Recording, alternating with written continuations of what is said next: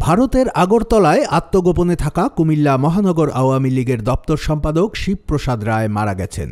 সোমবার বিকেল ৪টায় আগরতলার জিবি হাসপাতালে নেওয়ার পথে তিনি মারা যান।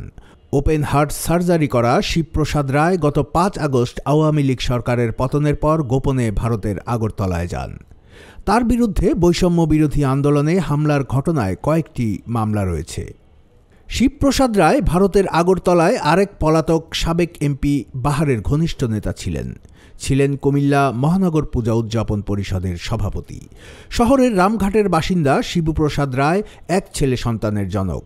মঙ্গলবার তার মরদেহ দেশে আনার কথা রয়েছে বলে পারিবারিক সূত্র জানিয়েছে। কুমিল্লা সদরের সাবেক সংসদ সদস্য আকম বাহাউদ্দিন বাহার এখন সপরিবারে আগরতলার একটি বাড়িতে থাকছেন। আগরতলায় আত্মগোপনে থাকা বাহারের স্ত্রী মেহরুন্নেসা বাহার গত সপ্তাহে বাথরুমে পড়ে গিয়ে আঘাত পেয়েছিলেন। চিকিৎসাধীন থাকা অবস্থায় তাকে দেখতে গিয়েছিলেন ত্রিপুরার একজন সাবেক মুখ্যমন্ত্রী।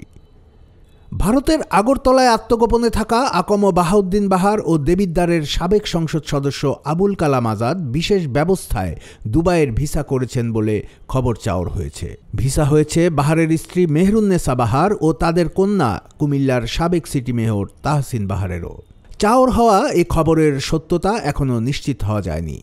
তবে বাংলাদেশিদের জন্য এতদিন দুবাইয়ের প্রায় সব ধরনের ভিসা বন্ধ থাকলেও বাংলাদেশে নিযুক্ত আমিরাতের রাষ্ট্রদূত আবদুল্লাহ হামুদি সোমবার দুবাইয়ে বাংলাদেশি কমিউনিটির এক অনুষ্ঠানে জানান, জানুয়ারি থেকে ফেব্রুয়ারির মাঝামাঝি সময়ে বাংলাদেশিদের জন্য ভ্রমণ ভিসা উন্মুক্ত করা হবে।